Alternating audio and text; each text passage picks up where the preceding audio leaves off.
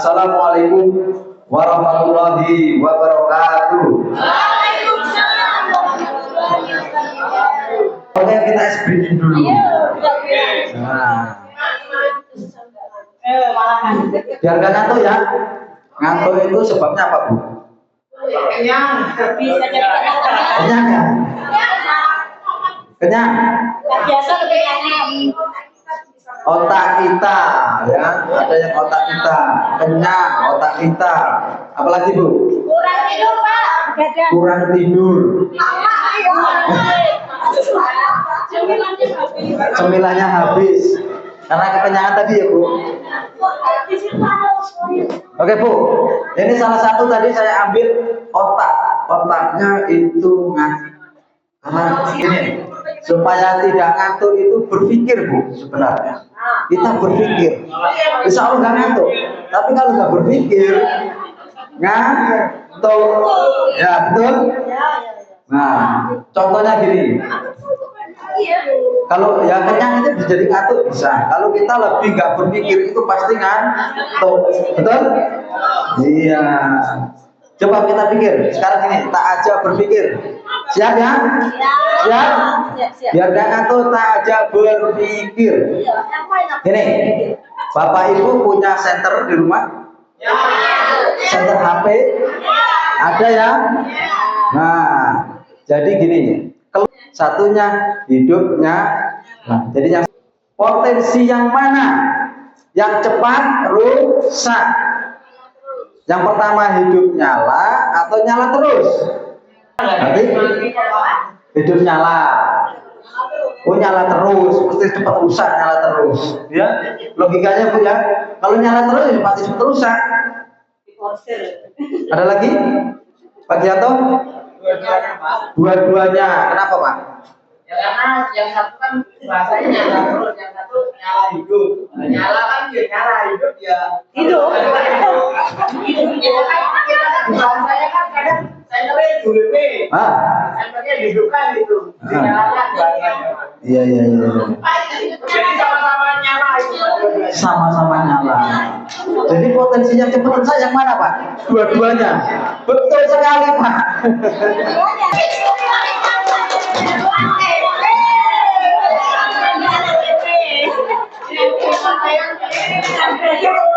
Ya, Bu. Ini satu lagi. Saja kan belum hujan.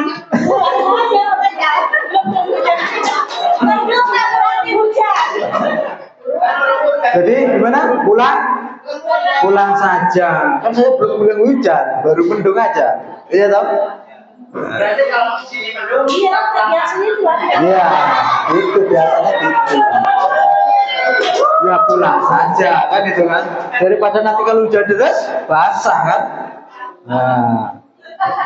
Oke ya Bapak Ibu, semangat ya pikir Bapak Ibu kalau ada budaya positifnya. Apa jadinya? Siswa kita nggak disiplin aja. Apa jadinya? Amburadul. Betul? Sakarepe deh. Ya, semaunya sendiri kalau nggak ada budaya positifnya. Jadi di sini Bapak Ibu dari penyebaran, pemahaman dan penerapan pengalaman percepatan transformasi kurikulum merdeka. Sebenarnya, ya kan? Setelah saya ikutin, oh arahnya ke sini. Sudah mulai ngerti. Titiknya di sini kurikulum merdeka itu. Kalau Bapak Ibu Dewan Guru tidak mengikuti, maka akan tertinggal nanti. Ya, akan kebingungan. Benar, Bu? Akan kebingungan dengan sendirinya. Ini arahnya kemana ini ngajarin? Jadi ngajarnya tetap kayak kemarin, catat sampai habis, gitu kan? Nah, ternyata bukan seperti itu, Bapak Ibu. Malah bahkan kita ini diberi keringanan seringan-ringannya, semudah-mudahnya dengan adanya kurikulum merdeka ini. Ke-13 ke kurikulum merdeka itu lebih mudah. Ya, kenapa? Salah satunya tadi sudah dijelasin. Ya, jelasin bawah. Nah, coba Bu, Bapak Ibu, kita perhatikan Bapak Ibu. Apa yang terbenak Bapak Ibu kalau baca itu? Coba dibaca, Bu. Budaya positif.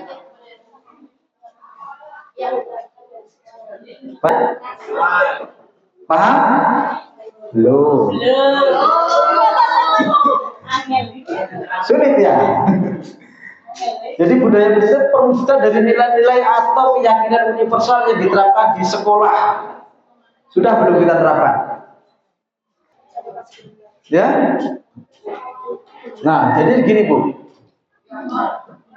Budaya itu salah satunya kan kebiasaan. Berarti katanya kebiasaan kan? Kebiasaan yang positif. Pernah nggak melakukan itu? Sering kan? Apa contohnya? Boleh nih. Apa Bu? Negur anak misalnya bajunya nggak dimasukkan. Pernah nggak? Itu bisa dibuka. Itu kebiasaan sampai nak akuntansi anak itu apa bajunya nggak dimasukkan? Coba masukkan. Sering kan? Positif nggak? Positif, masuk ke budaya positif. Ini saya gali ya, saya gali sedikit. Kita sebagai bapak ibu dewan guru di sekolah hanya titik kuncinya di sini ya, menggali anak, menimbulkan motivasi di dalam diri anak. Betul? Itulah pertama kuncinya di situ. Kita ini menumbuhkan motivasi dari dalam diri sendiri, bukan dari luar. Boleh ini negur tadi, anak masukin bajunya. Kenapa dikeluarkan? Masukkan bajunya. Sampai lihat di aturan kelas, di aturan sekolah ada itu tidak masukkan baju. Ada poin kan? Nah, dasar sampean nyuruh anak masuk baju itu apa? Aturan.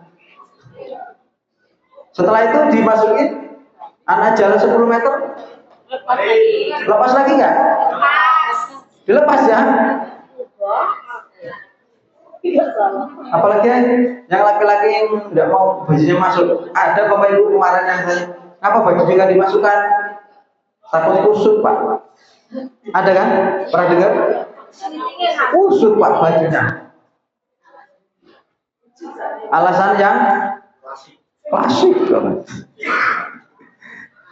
Sudah disuruh, bahkan dimasukkan, dikeluarin lagi. Dimasukkan, dikeluarin lagi. Berhari-hari, setiap hari.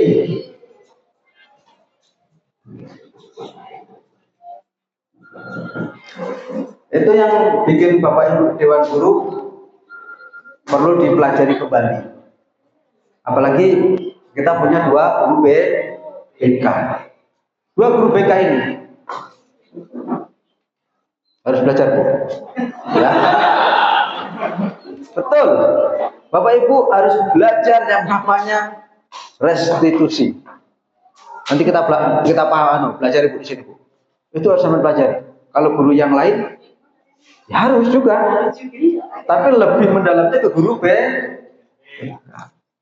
lebih mendalam lagi Bu. Nanti akan ketemu bagaimana cara menangani anak. Kalau zaman dulu Bapak Ibu, ya zaman Belanda. Bapak Ibu lihat gambar ini, mana ya gambarnya? Nah, kenal enggak dengan Bapak ini? Bapaknya siapa? Bapaknya siapa ini Bu? Bapak Pendidikan. Siapa namanya? Ki Hajar Dewantara. Tanpa beliau Bapak Ibu udah belajar kita. Masih dijajah Belanda terus. Ya, beliau perjuangannya sangat hebat. Apa hebatnya? Kritikannya sangat hebat sekali sama Belanda, kolonial Belanda. Sampai bahkan diasingkan di Pulau Bangka. Penjara di sana Bu. Karena kritikan-kritikan itu runtutnya Indonesia ingin merdeka. Ya, apa jadinya kita hari ini? Kalau itu sampai terjadi. Dan momen ini juga di 17 Agustus pas betul sebenarnya. Materi ini kita sampaikan ya supaya Bapak Ibu semangat, belajarnya semangat. Mudah-mudahan Bapak Ibu juga timbul nilai intrinsiknya, motivasi dari dalam diri Bapak Ibu, bukan dari luar, bukan dari Pak Udin, bukan dari kepala sekolah, bukan dari kepala program, tapi timbul dari Bapak Ibu sendiri untuk menjalankan tugas yang mulia. Apa itu mulia? Tugas guru. Mulia Bu, tugas guru itu Bu. Bapak Ibu guru tidak percaya kalau itu mulia. Buktinya apa coba? Bapak Ibu Dewan Guru ketika waktu di masyarakat sering disuruh mimpin doa. Betul? Padahal belum tentu bisa. Tapi mereka menganggapnya ngerti. Hebat kok guru itu. Betul? Nah, dari situlah Bapak Ibu kita gali nilai-nilai intrinsik kita yang mau tak runtutin Bapak Ibu. Dari rutan pertama, perubahan paradigma belajar, kemudian ada disiplin positif, nilai kebajikan, kebutuhan dasar manusia, motivasi perilaku manusia, posisi kontrol guru, keyakinan kelas, segitiga restitusi. Ini Bu, sebenarnya di sini, poinnya di sini. Oke, next. Perubahan paradigma belajar. Ini sejarah KAD Bu. Kalau Bapak Ibu tanya tadi tak jelasin sekilas ya. Bapak Ki Hajar Dewantara itu artinya namanya berasal dari lingkungan keluarga bangsawan. Memang anaknya keraton Bu. Memang anak bangsawan. Bapak Ki Hajar Dewantara ini. Ya, dia menamatkan pendidikan di Europes Lake School. Sekolah ini merupakan sekolah dasar khusus untuk anak-anak berasal dari Eropa. Nah, dia sempat melanjutkan pendidikan dokter di Slovenia, tetapi tidak diselesaikan karena kondisi kesehatan yang buruk. Waktu itu sekolah di kedokteran, kamu tidak selesai Bu, Pak Ki Hajar Dewantara ini. Ya, kita ambil biografi sekilas lah. Jadi Raden Mas Wirjo Diningrat, atau yang kita sebut Bapak Pendidikan, atau Menteri Pendidikan yang pertama kali hanya 3 bulan. Ya, 3 bulan Bu, jabat menteri itu hanya 3 bulan di Indonesia. Sejarah beliau. Jadi sejak tahun 1923 jadi Ki Hajar Dewantara ya, dalam EYD, bahasa Indonesia EYD. Ki Hajar Dewantara beberapa menuliskan bunyi bahasa Jawa dengan Ki Hajar Dewantara. Karena orang Jawa Pak, Ki Hajar Dewantara itu orang Jawa. Dubah Ki Hajar Dewantara. Dubah sejak tahun 1923. Nah, 2 Mei 1889, 2 April sampai 1959 selanjutnya disingkat sebagai Suwardi. Di situ, iya kan? Nah, pada tahun 1959 atas jasa-jasanya dalam pengembangan pendidikan di Indonesia, dia dianugerahi gelar Bapak Pendidikan Nasional oleh Presiden Soekarno, presiden pertama kali Soekarno Bu. Kemudian sedangkan tanggal lahirnya sekarang diperingati di Indonesia. Ya, jangan lupa Bu, setiap tanggal 2 Mei kita peringati ya. Ya, kita ini sebagai Bapak Ibu Dewan Guru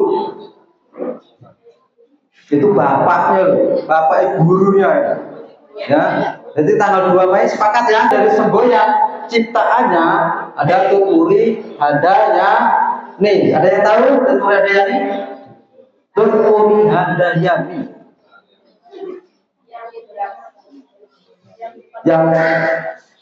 Yang di belakang harus memberi.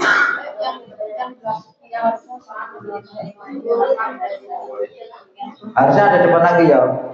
Dengarso Sutulodo ing madya manut karso Tuturi Handayani.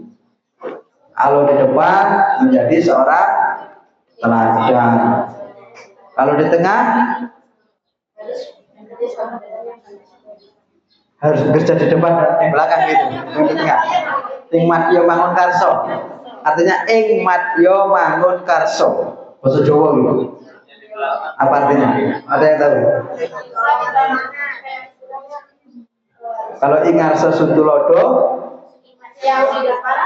ing madya mangun karsa Tuturi Handayani. Ayo, itu semboyan itu. Semboyan Ki Hajar Dewantara. Kalau di tengah ing madya mangun karsanya. Kalau ing arsa Sutulodo ing madya mawon karso tuturi ada yani ada 3 kan? Betul? Kalau ing ngarsa sutulodo apa? Yang di depan harus memberi contoh yang belakang. Kalau guru misalnya nih, kalau guru apa contohnya? Memberikan contoh yang baik ketika waktu apa? Waktu apa? Waktu pacaran misalnya kan. Anak-anak kan disuruh pacaran tuh sering kalau hari Sabtu, ya kan? Hei anak-anak, pacaran. Ya ngajarin lah gurunya. Ini loh caranya. Gitu loh. Itu kalau di depan, betul? Itu kalau di depan harus jadi teladan. Itu kalau di tengah kita ini disuruh kreatif. Ya, intinya disuruh kreatif. Bagaimana diskusi tersebut hidup. Betul? Iya. Kalau yang tuturi hadaya nih, memberi dorongan. Dorong Pak. Memberi dorongan, gitu di belakang, itu di belakang. Ayo, maju, gitu kan? Biasanya gitu kalau di belakang. Ayo, maju. Kamu aja yang maju, gitu. Memberi dorongan supaya semangat. Jadi depan jadi contoh, yang kamu menjadi kreatif, memberi motivasi ke orang lain. Yang kalau di belakang itu memberi dorongan. Oke, next. Nah, Bapak Ibu, kita definisikan kata merdeka menurut Ki Hajar Dewantara. Merdeka iku jawaranya nora mung lapasi pangareh angin uga kuat kuasa amandewi priyaga. Nah, artinya priangga, ya artinya tidak hanya terlepas dari perintah, akan tetapi juga cakap buat memerintah dirinya sendiri. Tidak hanya terlepas dari perintah, kita juga bisa diperintah. Ya, nggak usah lagi diperintah. Ngapain diperintah-perintah? Buang jauh-jauh perintah itu. Tapi ditimbulkan kesadaran diri. Ya, maksud dari Bapak Ki Hajar Dewantara, perintahlah diri kamu sendiri. Jangan diperintah oleh orang lain. Itu yang diharapkan dari Bapak pendidikan kita. Misalnya nih contoh, Bapak Ibu sudah tahu jam pembelajaran kita 7.20 sudah ada di kelas. Betul? Tidak usah lagi guru piket, Ibu sampai ada jam. Sekarang jam pertama. Ya? Betul?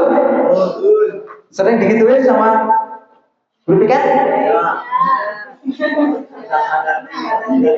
Kalau sudah sadar diri, alhamdulillah. Itu yang diharapkan Bapak pendidikan kita. Ya, Bapak Ibu ya. Jadi memang timbul motivasi diri dalam diri. Kalau disiplin sudah tahu lah ya, disiplin positif. Tahu disiplin itu apa tuh? Disiplin. Apa yang Bapak Ibu pikirkan kalau kata-kata disiplin itu? Apa Bu? Kebiasaan. Benar? Apa disiplin? Hah? Patuh terhadap aturan. Ya. Betul? Disiplin. Pak Novel? Aturan. Disiplin itu aturan, patuh, apa tadi Bu? Kebiasaan. Ternyata bukan. Salah. Ternyata bukan itu. Mentaati. Ya itu sebenarnya benar, semuanya benar. Tapi ternyata bukan arti dari disiplin itu, bukan itu. Nih lihat.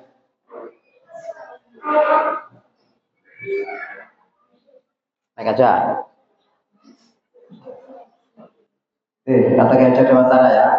Di mana ada kemerdekaan, disitulah harus ada disiplin yang kuat. Sungguh pun disiplin itu bersifat self discipline, yaitu kita sendiri yang mewajibkan kita dengan sekeras-kerasnya.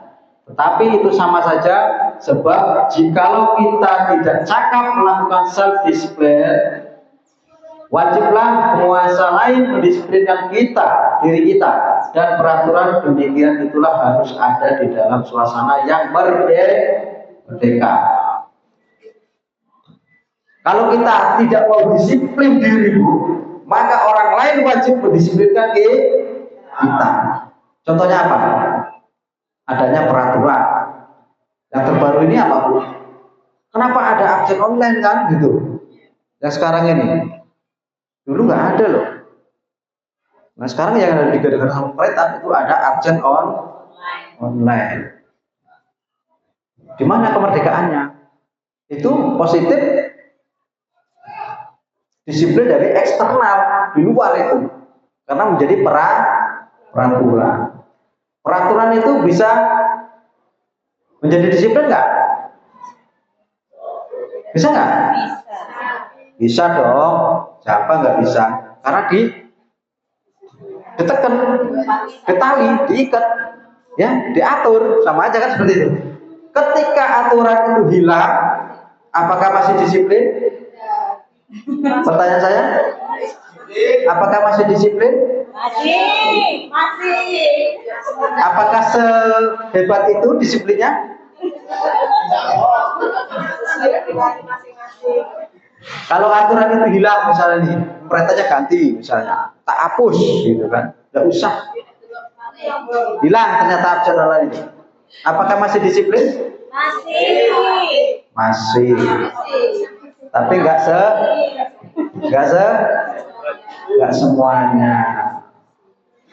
Nah, maka supaya menurut Dian Gosen itu ya pakar lah, bukan orang sembarangan, pakar jelas. Menyatakan bahwa arti dari kata disiplin berasal dari bahasa Latin, display, artinya belajar. Loh, ya, artinya belajar. Disiplin itu artinya belajar, Bu. Bukan aturan, bukan kebiasaan. Arti disiplin itu belajar. Ternyata disiplin itu belajar artinya. Selama ini tidak tahu. Disiplin siap, gitu kan? Disiplin siap. Nah, berangkat pagi-pagi, wih disiplin betul, gitu kan? Ya sering kata gitu kan? Ada anak tuh bawa motor, Masya Allah anak ini kalau jam 6 sudah di sekolah, disiplin betul, gitu kan? Ya, sering kan? Kayak itu? Ada gurunya, Masya Allah guru itu, kepala sekolah itu kalau jam 6 sudah datang, disiplin betul, gitu kan? Kata-kata gitu kan? Ternyata arti disiplin itu belajar, Bu. Belajar dalam diri sendiri. Itu baru benar. Kalau disiplin, tapi bukan dalam diri, yaitu disiplin, tapi dari luar, dari aturan.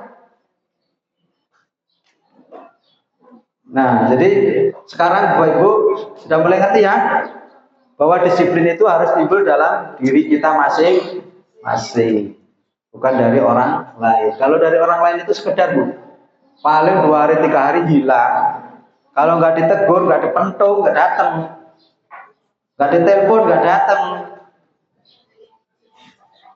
Makanya ketika waktu seperti itu, namanya pimpinan pasti marah-marah. Kemana ini? Kemana ini? Kemana ini? Karena tidak mengikuti aturan yang dibuat.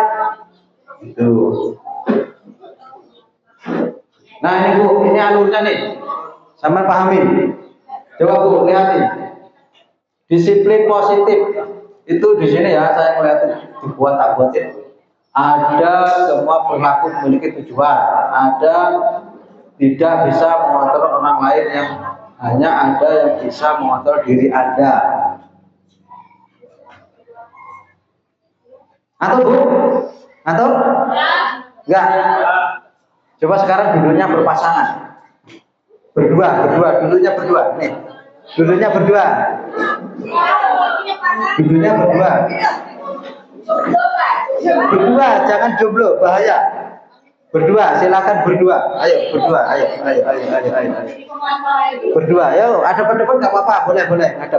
Yang penting berdua. Oke, perhatikan kata-kata saya. Sekarang kepal tangan kamu. Kan ada gambar kepal tadi kan? Kepal tangan kamu. Satu aja yang kepal depannya gitu. Satu pasang itu satu. Satunya nggak usah. Tuh, buktikan ya. Oke, sebelahnya itu ya Bu, yang kepal ini kata-kata saya katanya bahwa di dalam kepalan tangan Anda itu ada hal yang sangat berharga dan orang lain tidak boleh tahu. Bagaimana caranya sampai mempertahankan itu? Yang satunya merayu suruh buka. Ayo Bu, coba. Ayo rayu buka, jangan sampai terbuka. Pokoknya kepalan itu ada hal yang berharga sekali. Ayo.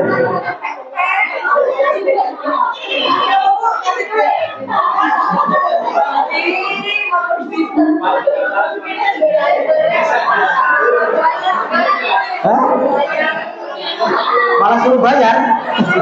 Enggak apa-apa, rayu mau kasih duit, mau kamu maki-maki, mau ke apa terserah, yang penting itu suruh buka itu. Ayo apa?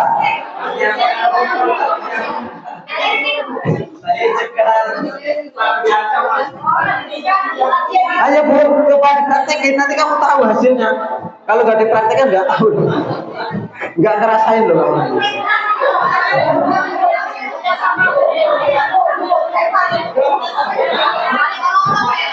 Buka satu aja yang kepal, satunya ngerayu suruh buka. Nggak mau buka, jadi rayu kok Bu, kayak dua 1 miliar.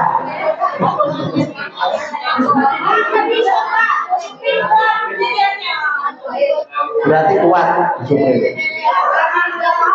Oke, ya.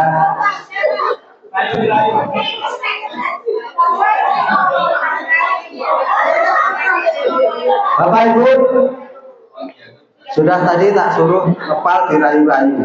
Ada yang dibuka? Siapa yang dibuka?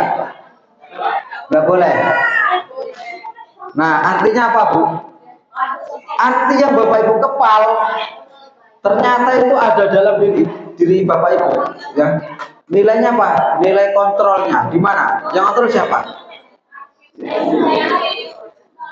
Bapak Ibu yang kepal tadi kan? Nilai kontrolnya dulu, tangan kamu. Dikontrol sama tangannya, jangan dilepas.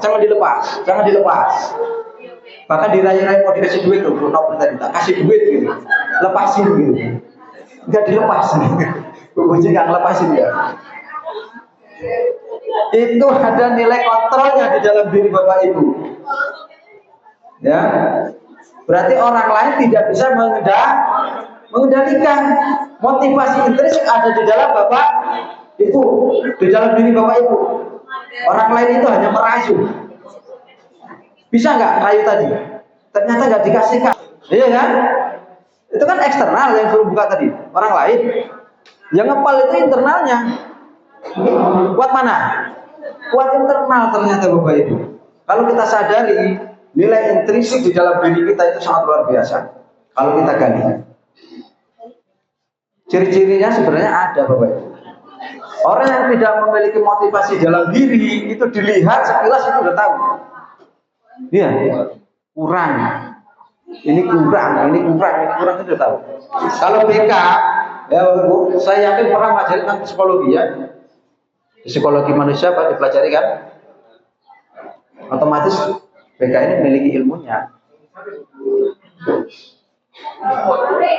Nah, di sini ada 5 posisi kontrol Bu tadi. Ya, oke lah, kita lanjut. Nah, nilai-nilai kebajikan tadi sudah disinggung ya, nilai-nilai kebajikan. Salah satunya di profil pelajar Pancasila, beriman dan bertakwa pada Tuhan Yang Maha Esa, berakhlak mulia, apalagi mandiri, bernalar etis, kemudian berkebinekaan global, gotong royong, kemudian kreatif, Itu salah satu nilai-nilai kebajikan yang ada di sekolah yang kita terapkan di kurikulum Merdeka. Makanya di rapor, ya Bapak Ibu, nilai ini kan sangat penting. Kemudian di buku Bapak Ibu lihat di perpus, ambil buku. Di depan itu nilai ini pasti dicantumkan. Nilai ini. Nilai profil pelajar Pancasila dicantumkan di buku itu ada. Berketuhanan yang Maha Esa. Contohnya apa? Berketuhanan yang Maha Esa, Bapak Ibu kalau ngajar di kelas, otomatis disuruh doa, nanya enggak? Suruh doa kan? Itu nilainya ke sini Bu. Beriman, bertakwa kepada Tuhan yang Maha Esa. Itu sudah dapat. Berdoa aja sudah dapat. Nilai profil pelajar Pancasila sudah kita temukan. Tanpa kita sadari kan? Ternyata berdoa sudah dapat. Ada nggak yang anak Bapak Ibu nggak mau doa? Silakan ketua kelas, kawan-kawannya untuk dipimpin berdoa. Ada nggak? Enggak doa. Ada yang main-main mungkin kan? Disuruh doa cuma diem aja, nggak bisa doa kalau. Itu Bapak Ibu harus tahu, harus paham. Di kurikulum Merdeka ini kita ini belajar berdiferensiasi. Apa berdiferensiasi? Tahu Bu? Sering dengar kan kata-kata berdiferensiasi? Apa itu? Different berbeda. Hah? Different berbeda. Different berbeda. Ada yang lain? Ayo. Berdiferensiasi. Kalau bahasa Inggris itu Berbeda. berbeda kan? Berbeda. Berbeda itu bahasa Inggris. Semua bahasa Inggris masalahnya. Tahu dia. Tapi mana sesungguhnya? Mana sesungguhnya adalah berdiferensiasi. Berdiferensiasi itu sama halnya belajar yang berpihak pada murid. Kebutuhan murid. Ya Bapak Ibu, butuh murid kita tuh apa Bu? Butuhnya apa? Oh, kita bahas lagi. Ya. Jadi kebutuhan murid, Bapak Ibu guru ini kalau sekarang menjadi seorang pembimbing, bimbing aja bertugas. Ibarat seperti petani Pak Bu kan, bisa nggak ngecat cabai? Siapa yang ngecat cabai Bu Herman? Gusti Allah. Ya Pak Dianto ya, walaupun Bapak jurusan ATP nggak bisa ngecat cabai, nggak iso, nggak dicat sudah ada warnanya. Siapa yang ngecat? Gusti Allah. Tuhan yang Maha Esa, tentunya itu. Guru pun seperti itu Bapak Ibu. Dari awal hingga tumbuh dan memiliki hasil, kita itu hanya bimbing. Bimbing Bu. Anak-anak yang memiliki potensi, kita hanya bimbing. Ayo, nah. Kamu bisanya apa? Nyanyi Bu. Nyanyi. Ayo sini. Tak bimbing misalnya. Guru senian, bawakan organ, dung dung dung dung dung dung, nyanyi anaknya, suaranya emas. Bisa nggak gurunya? Suaramu diganti biar agak seperti ini. Kan hanya bimbing kan? Tapi suruh nanti suaramu tak setel, bisa nggak? Nggak bisa. Yang memiliki potensi kan anak, ya kan? Kita nggak bisa ngotak-atik suara itu, nggak bisa. Hanya membimbing. Ya Bu ya. Kalau petani ya tahulah dari mulai bibit itu Bu. Nyemain cabai misalnya. Dari bibit cabai beli misalnya, yang unggul. Kita semai, tumbuh bagus, disiram, dikasih pupuk. Kan seperti itu. Tumbuhnya bagus nggak? Kalau dirawat.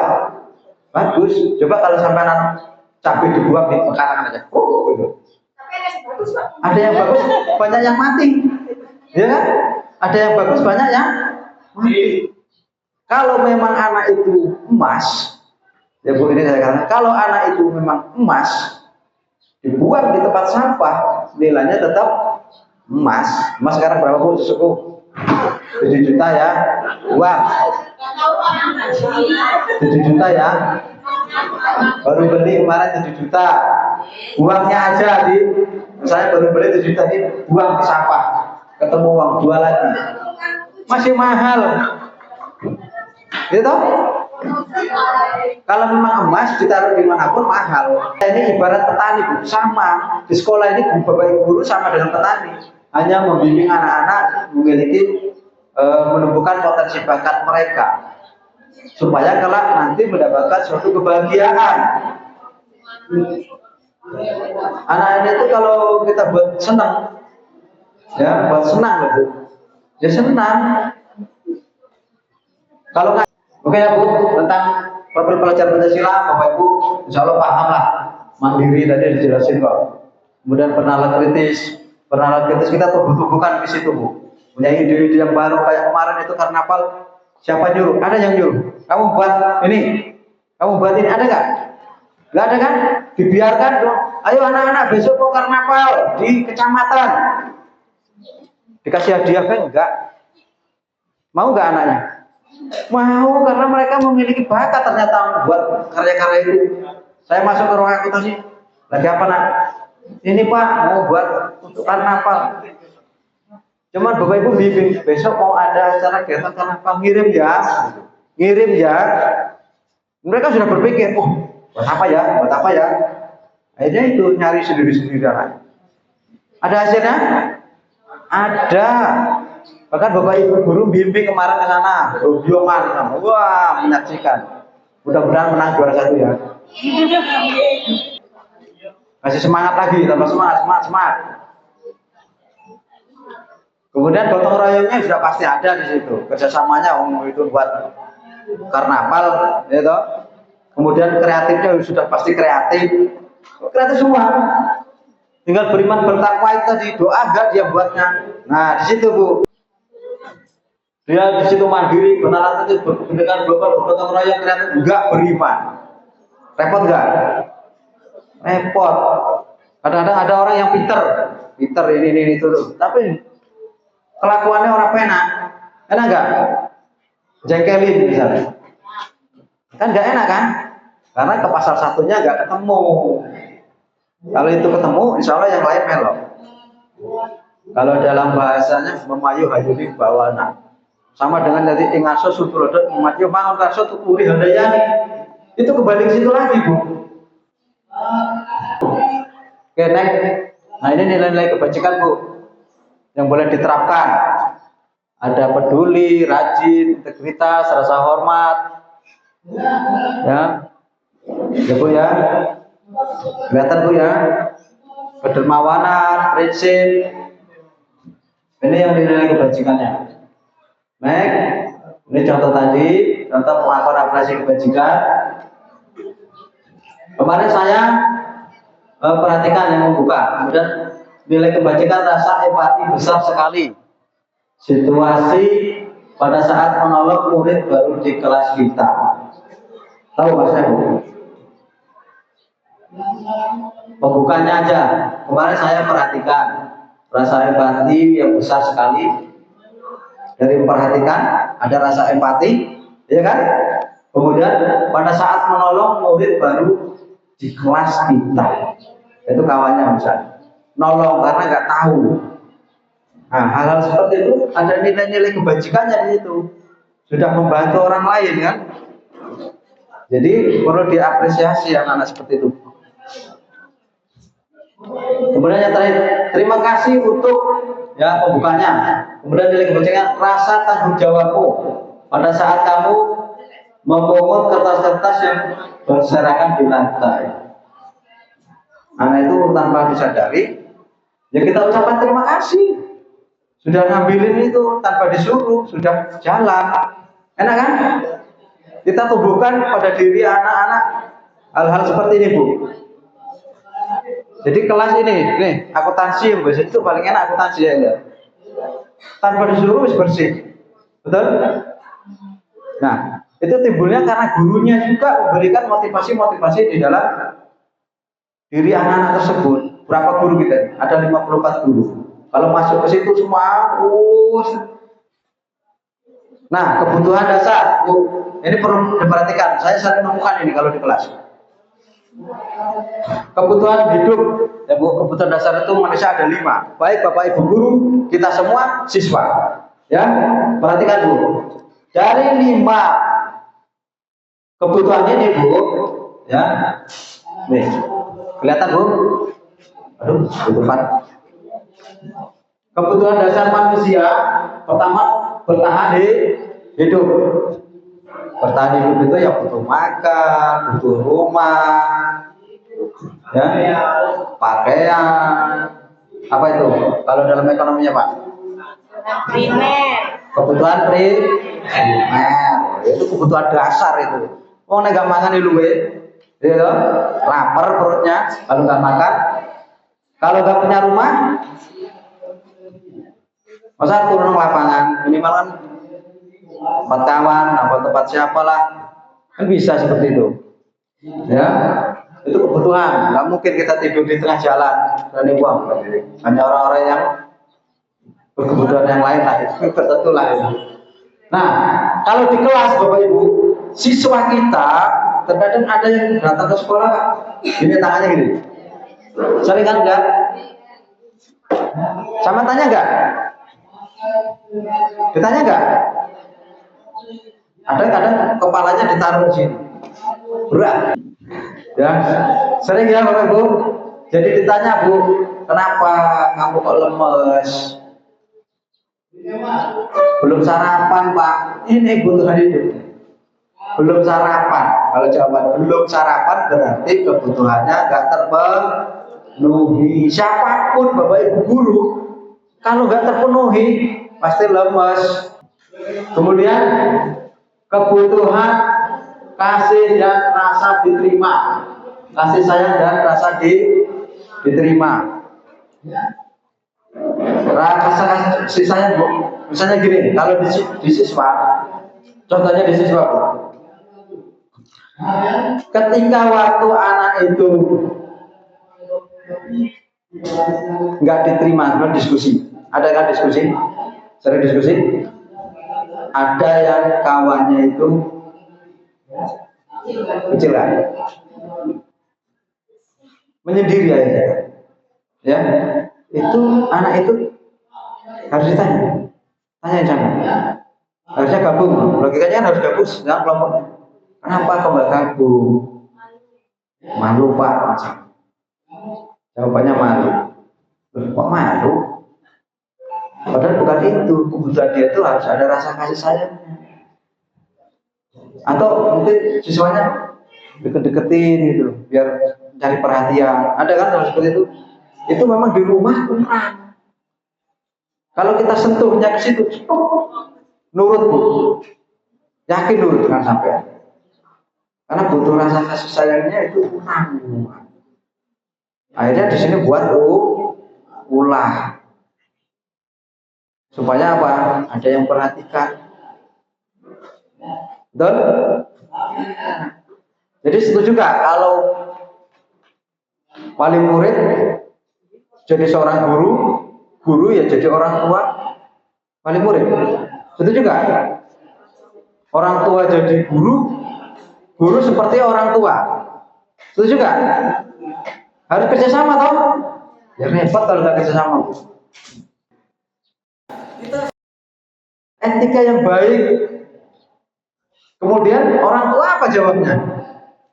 Berani nggak? Aku ini ya guru Bu. Berani nggak jawab? Harusnya jawab seperti itu. Aku ya guru, ngajarin anak di rumah. Setiap pagi tak omongin, setiap pagi tak bangunin, kan itu jawabannya kan?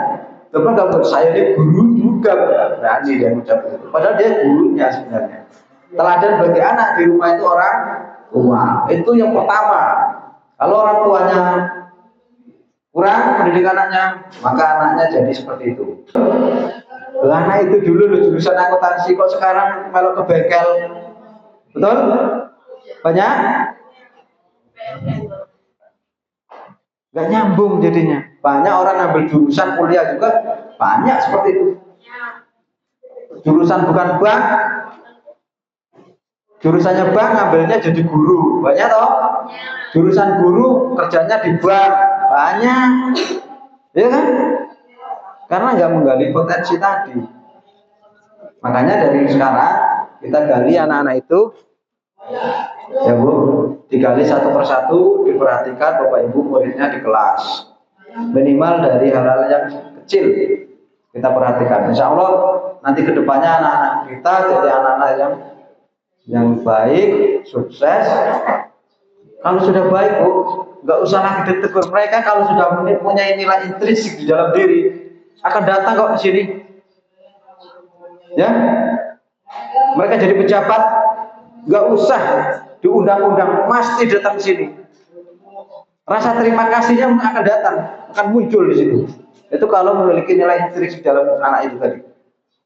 Rasa terima kasihnya nggak hilang-hilang. Betul? Kemudian ini penguasaan ke power. Power. Ini ada contohnya. Nih. Perilaku siswa, kebutuhan yang mungkin berusaha dipenuhi. Memukul teman yang menghinanya. Ada kan anak yang berkelahi kemarin? Ngapa itu, Bu? Kok berkelahi? Pukul kawannya misalnya. Ini berlakunya ya, kebutuhan yang berusaha dipenuhi. Kekosongan power, kekuasaan, dia pukul kawannya, dia gagah, gitu kan? Gimana ngarahinnya? Kawannya berkelahi dia seneng, wah bangga. Itu kebutuhan loh, Bu, yang harus dipenuhi sama dia. Ternyata dia itu punya jiwa pemimpin. Kalau kita sentuh ke sini kamu, karena kamu pemberani, kita arahkan ke positif. Kalau nggak diarahkan, anak itu mau berani, terpelingi kaca-kacanya, repot dulu kan. Kalau kita arahkan ke budaya positif, taruh ke sini, anak-anak yang hal seperti ini kita temukan. Ini mulai bakatmu, memiliki power. Setiap di sekolah pasti itu terus yang kamu munculkan. Kita tarik, Bu. Ya. Itu kebutuhan dasarnya ya di rumah mungkin nggak kepenuhi, makanya di sekolah buat kelas. Kalau kita temui, kita sentil, kita buat acara buat mereka, mungkin bisa jadi akan muncul potensi-potensi anak itu tadi. Ya, itu kebutuhan kekuasaan atau power. Ada bakatnya sebenarnya di situ. Bakatnya apa? Berani. Kemudian yang tadi kita kasih sayang ya. Ini Bu contohnya, jelek-jelekin orang. Sering toh? Kayak gini nemu makrubi terus.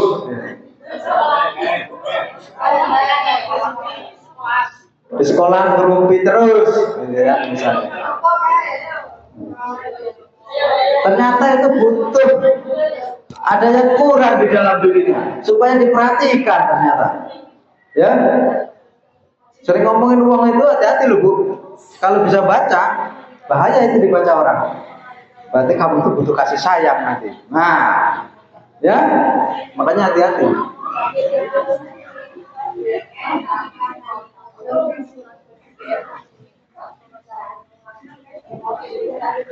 Oke, lanjut. Nah, ini rasa senang, kebutuhan rasa senang. Rasa senang ini, Bu. Misalnya nih, anak di kelas itu bercanda, senang kan? Silitnya koncone dibakar. Panas lah ini. Iya kan? Ada saya lihat itu dibakar sama korek gini ya. Dia ketawa-ketawa. Jahilin kawannya itu. Kawannya kepanasan nih, matanya tadi dibakar tadi. Dia senang. Berarti kebutuhan dia itu gak pernah senang, nyari kesenangan, jahil kawannya. Makanya ada kan, kalau dibilang ketawa terus, itu kurang kebutuhan sebenarnya, bukan kelebihan tapi kekurangan. Ya, kalau ketawa terus di luar itu sedih kayaknya orang itu, mencari kesenangan di luar, gitu. Ya, jadi santai aja, fleksibel aja, Bu. Ya, biar orang itu nggak tahu. Hati-hati ketawa kelewatan, hati-hati. Ya. Oke. Kebebasan. Kebutuhan manusia itu butuh juga bebas, Bu. Sampai juga butuh bebas, kan? Ya ada absen online itu udah grup tuh kok. Alah, gitu. Iya kan? Terus mulai grup tuh, nggak bebas jadinya. Harusnya jam segini sudah bisa pulang, nggak pulang. Nah, itu misalnya seperti itu butuh kebebasan. Itu nanti dikritik aja nggak apa-apa. Kalau itu memang Bapak Ibu sudah timbul dari dalam diri intrinsik, kritik balik ke sana, nggak penting gitu, nggak ngaruh, ya Bapak Ibu. Oke, motivasi. Nah, motivasi perilaku manusianya.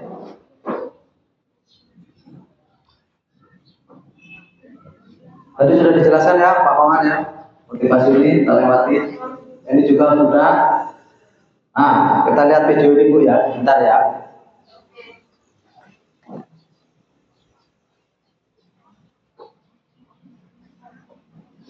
Ya.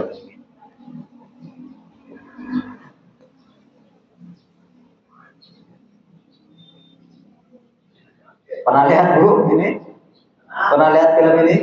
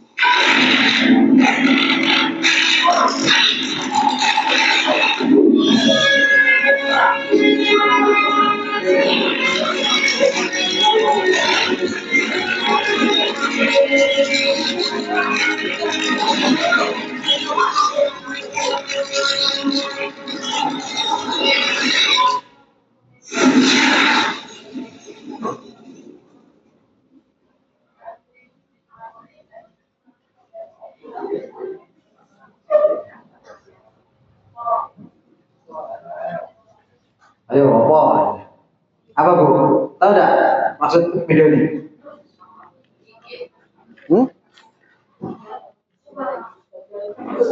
Apa Bu?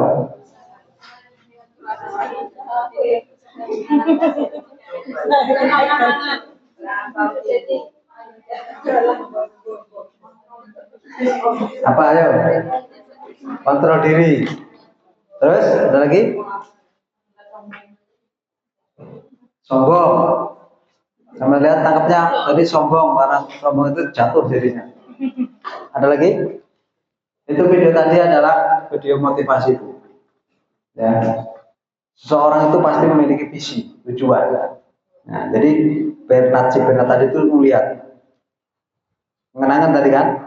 Nah, gimana nih caranya saya naik ke gunung es tadi? Kan itu.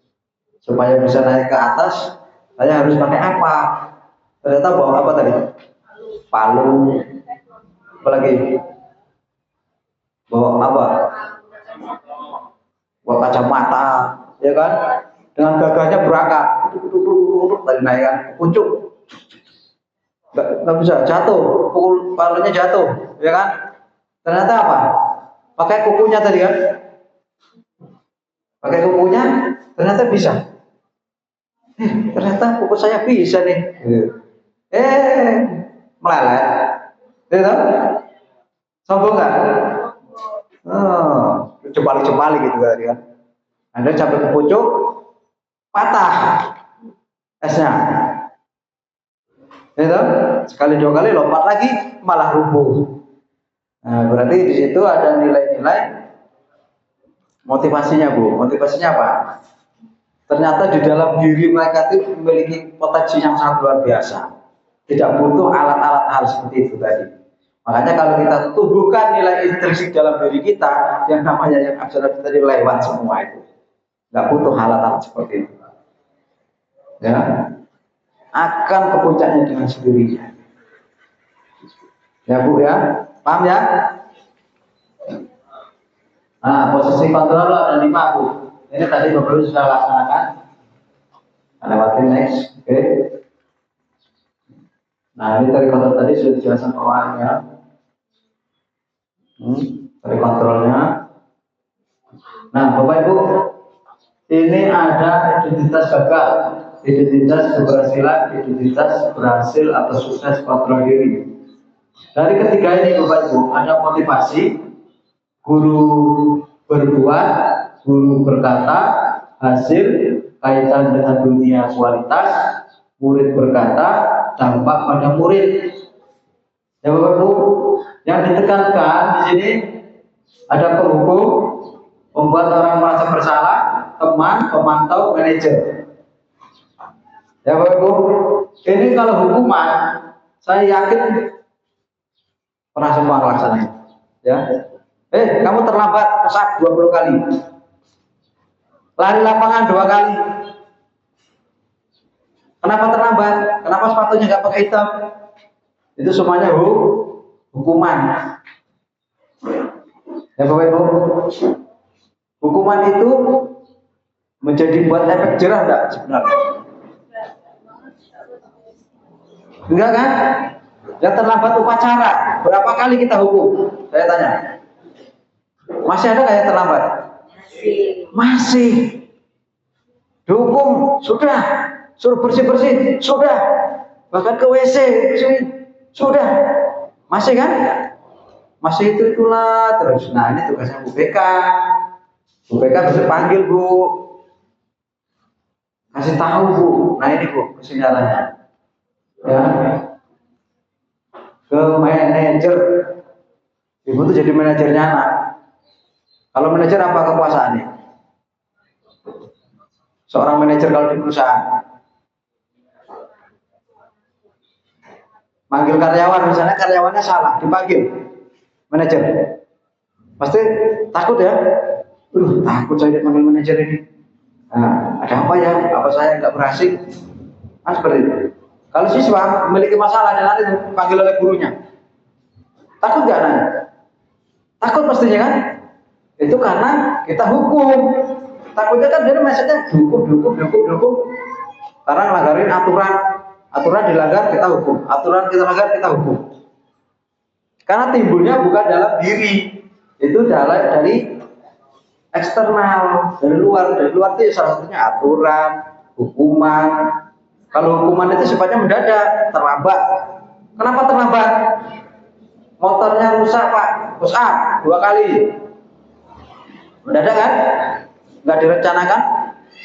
Kemudian kalau peraturan atau konsekuensi itu peraturan yang dibuat di awal waktu masuk sekolah, ya kan?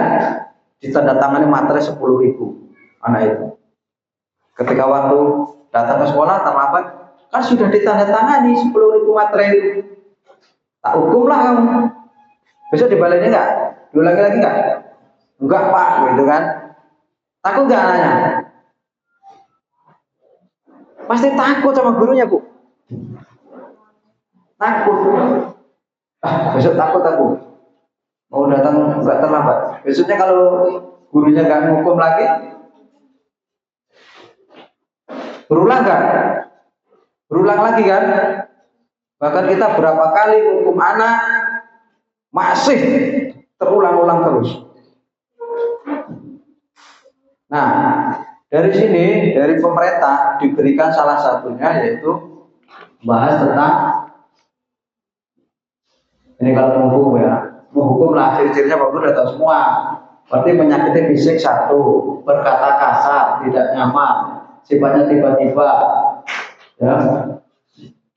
Itu ciri-cirinya kalau hukuman, gampang lah itu. Kemudian, nah Bu, kita sebenarnya Bapak Ibu, ketika waktu juara 1, juara 2, juara 3 dapat buku ya, misalnya dikasih penghargaan, itu sebenarnya salah satu menurunkan kreativitas anak.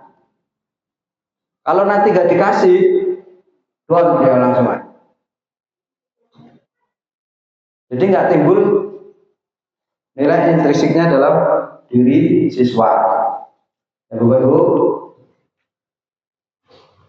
Nanti yang merasa bersalah, lembut aja kalau bersalah itu lembut. Ayo Tona, diskusinya dirampungkan. Nanti Ibu mau isi nilai gimana? PR-nya dikerjakan, mau saya nilai. Ya, seolah-olah kita ada yang rasa salah itu. Padahal anak itu gak mau mengerjakan, yang salah gurunya apa siswanya itu nantinya. Ya, ayo toh cepat dikerjakan itu. Kemarin belum dibawa alat-alatnya. Ya, saya ibu suruh kok gak bawa, kenapa? Nah, harusnya tanyain satu-satu ibu. Apa yang saya suruh kemarin kok gak dikerjakan? Jadi gurunya ngerasa salah. Itu. Ibu. Lalu jadi teman sering saya lihat. Ya, siswa dan guru sama-sama seperti kawan, jadi teman. Ya. Itu enggak, ya gimana ya? Boleh-boleh saja, tapi kalau terlalu dekat berbahaya, Bu. Ya, jadi teman boleh, tapi jaga jarak. Ketika waktu jadi teman, oke. Ketika Bapak Ibu tidak masuk kelas, dikatakan guru piket, enggak oke kelas itu. Yakinlah itu. Enggak mau dia disuruh guru piket tadi. Betul? Karena enggak teman tadi. Mesti sulit. Jadi pemantau. Ya, jadi pemantau aja. Jadi pemantau itu hanya kalau hukum, ya silakanlah apa yang sudah jadi kebiasaan, silakan dikerjakan. Ya, pemantau aja.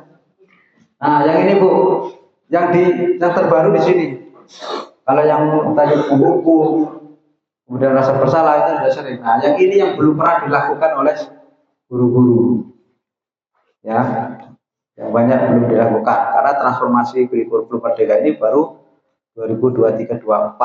Nah, yang ini yang terbaru, Bu. Jadi seorang manajer, Bapak Ibu guru itu diajari sebagai seorang manajer. Bagaimana cara memanage anak itu jadi lebih baik. Anak yang nakal belum tentu buruk.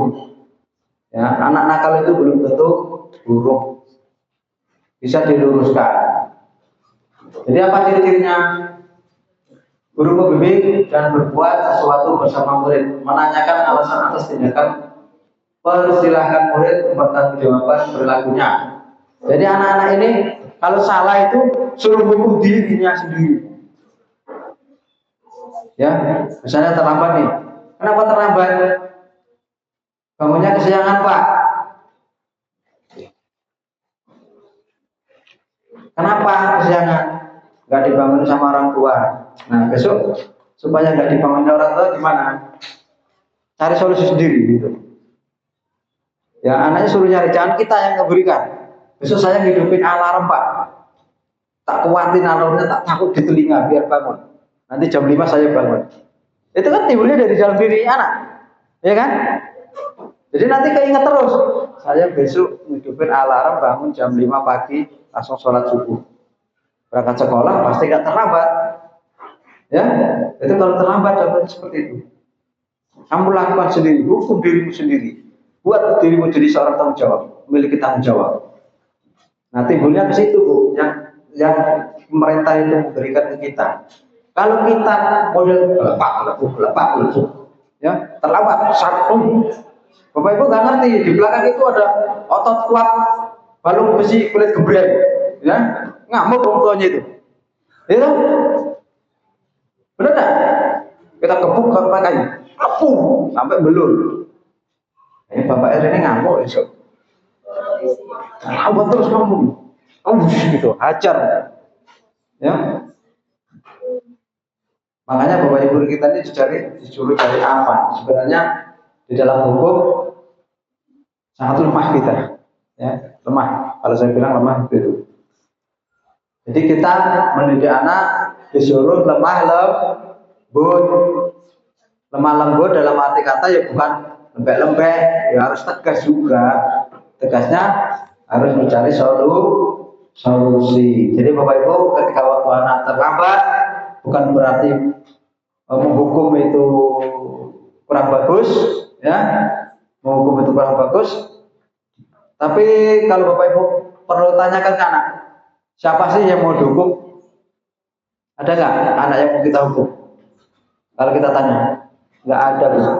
Semuanya anak itu tidak mau dihukum, ya. Makanya itu kita cermati tadi dari 5 kebutuhan dasar manusia tadi. Kalau dia kurang tidur-tiduran di kelas lemas berarti kurang makan, besok dikasih tahu, besok pagi makan, jangan tidak makan. Kalau ulangi seperti ini terus, ya lama-lama mah kumat, ya kan? Lama-lama jadi penyakit, lama-lama masuk rumah sakit. Kan berpikir nanti dalam tubuh, oh ya kalau saya nggak makan besok lapar, sakit, nah ini bahaya. Akhirnya makan dulu kan, sarapan biar sehat di sekolah, semangat. Ya Bapak Ibu, itu kebutuhan yang 5 tadi sampai cermati di situ. Kalau ada anak, lihat, oh ini jahil anaknya, berarti butuh kasih sayang anak ini, ya, butuh kesenangan. Berarti jahil, butuh kesenangan ini. Nah sekarang kita bangun, berdiri semua. Boleh nyanyi, nggak apa-apa nyanyi kok. Kawannya suruh saya nyanyi, nggak senang kan? Kayak ini, kamu tadi kayaknya butuh kesenangan. Depan nyanyi dulu. Iya. Ternyata suaranya bagus.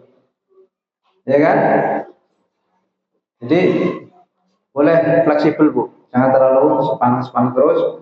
Anak-anak itu kita ajarkan sesuai dengan kebutuhannya.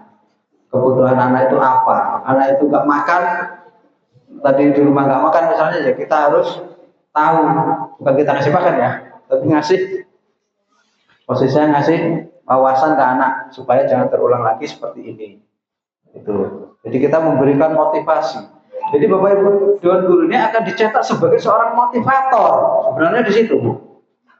Apa tugas motivator? Memberi motivasi orang lain supaya orang lain apa?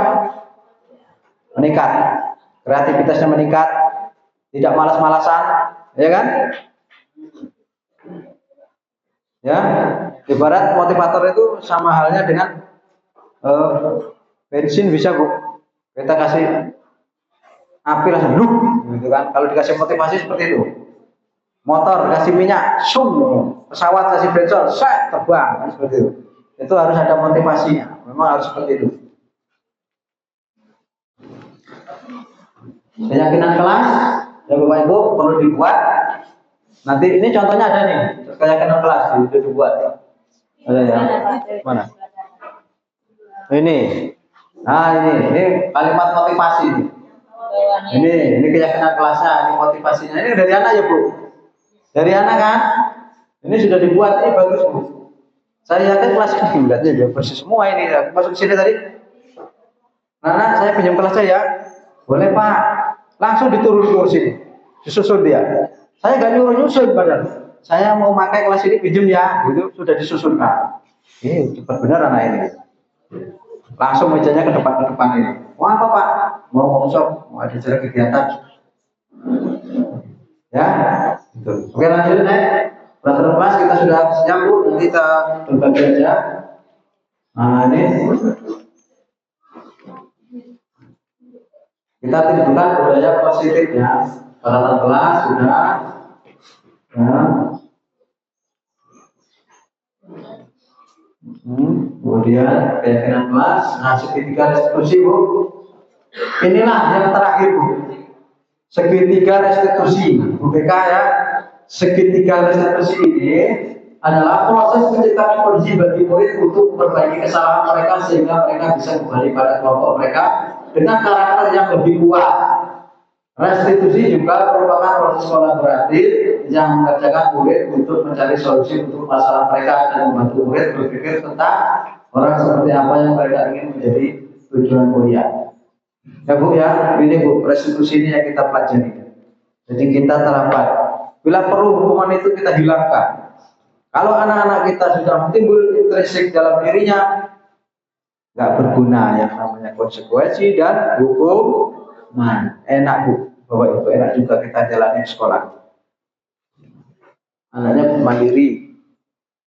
Ini contohnya Bu, kita tanya dulu ya, menstabilkan dulu. Ditenangkan, stabil itu menenangkan dulu. Anak ini habis berantem, duduk berblok, tenangin dulu.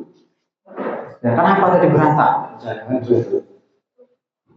Saya juga pernah dulu berantem, tapi ini jangan ulangin kan sesama kawan. Gitu. Ya, kemudian divalidasi. Alasannya apa kamu kok berantem? Pak, sepatu saya dibuang sebelah. Pasti ngamuk, ya kan?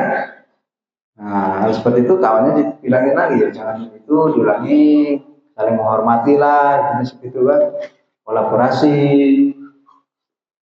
Kemudian kan, nanyakan keyakinan kelas ini Bu, yang dibuat, yang dilanggar apa? Itu, nah konsekuensinya apa? Kamu mau langgar itu konsekuensinya kamu sendiri, yang kamu sendiri tanggung jawab sendiri. Ya Bu ya, paham ya?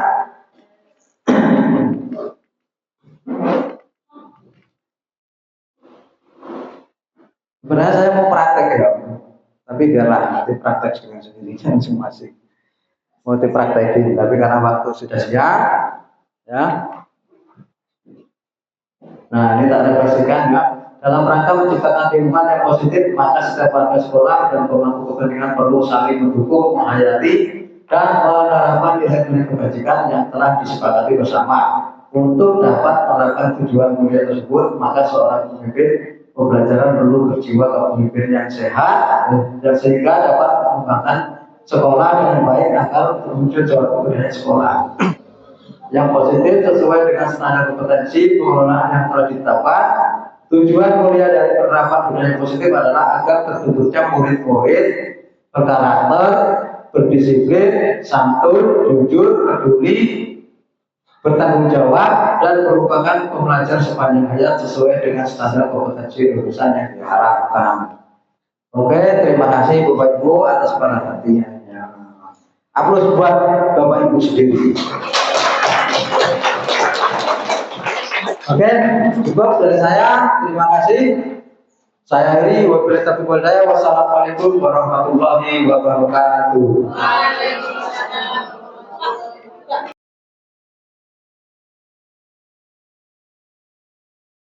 Assalamualaikum warahmatullahi wabarakatuh. Waalaikumsalam warahmatullahi wabarakatuh. Nah, pada hari ini saya mau membuat suatu keyakinan kelas. Tahu keyakinan kelas? Tahu. Kalau peraturan kelas? Tahu. Apa bedanya peraturan kelas sama keyakinan kelas? Angkat tangan. Yang tahu? Peraturan kelas dengan keyakinan kelas. Belum tahu? Ya. Nah, tadi tahu, sekarang enggak tahu. Jadi belum tahu. Mau tahu? Nah, artinya kalau peraturan itu dibuat oleh kamu harus jalanin ini. Misalnya nih, peraturan kelas, jadwal piket. Peraturan kelas bukan? Peraturan kelas. Jadwal piket itu peraturan kelas. Hari ini si A, si B, si C. Nah, kita buat kalian itu supaya lebih sadar tanpa peraturan jalan. Setuju? Setuju. Nah, di sini ada keyakinan kelas. Ini namanya keyakinan kelas. Ini yang buat adalah kalian sendiri. Sepakat? Sepakat. Jadi kalau keyakinan kelas itu timbulnya dari motivasi kalian. Kalian butuh motivasi nggak? Butuh. Motor aja butuh minyak, ya kan? Ya. Kalau nggak butuh minyak, ya nggak jalan. Butuh. Saya mau membagikan ini. Tapi sebelum saya bagikan, kira-kira yang kita sepakati di kelas ini, supaya kalian paham,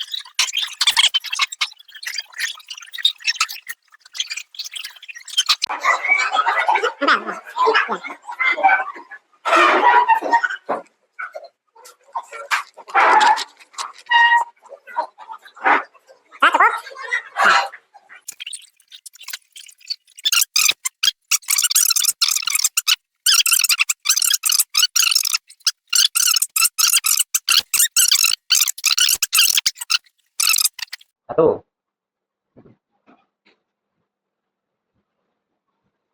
sopan santun dan mentaati peraturan sekolah. Apa jadinya? Sedikitnya. Sopan santun. Menerapkan 5S. Apa 5S? Sopan santun, salam sapa, senyum. Sopan santun. Sopan santun ya berarti ya. Salam sapa senyum 5S ya. Sopan santun. 1/5S ya. Sopan santun. Dalam kurung 5S. Oke. Kemudian sudah. Saling menghargai antar teman atau tidak. Mentaati peraturan kelas. Oke, mentaati peraturan kelas. Berkomitmen ya, berkomitmen atau kesepakatan kelas sama aja itu. Berkomitmen atau aturan yang kuat ya. Komitmen aturan kelas. Oke, cukup ya 5 ya. Cukup. Sepakat? Sopan santun, dalam kurung 5S. Saling menghargai, berdiam diri, menjaga kebersihan, komitmen aturan kelas. Sepakat ya?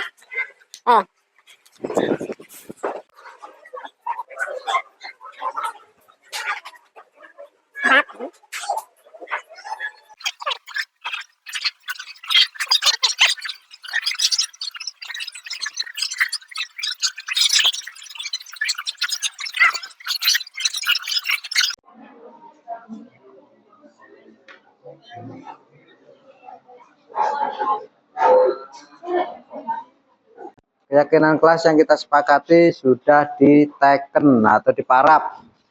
Berarti semuanya sepakat ya? Sepakat. Sepakat nggak? Sepakat. Jadi ada 5 ya, 5 yang kita sepakati untuk keyakinan kelas buat kalian. Ya mudah-mudahan nanti komitmen itu bisa dijalankan dengan sepenuh hati. Siap?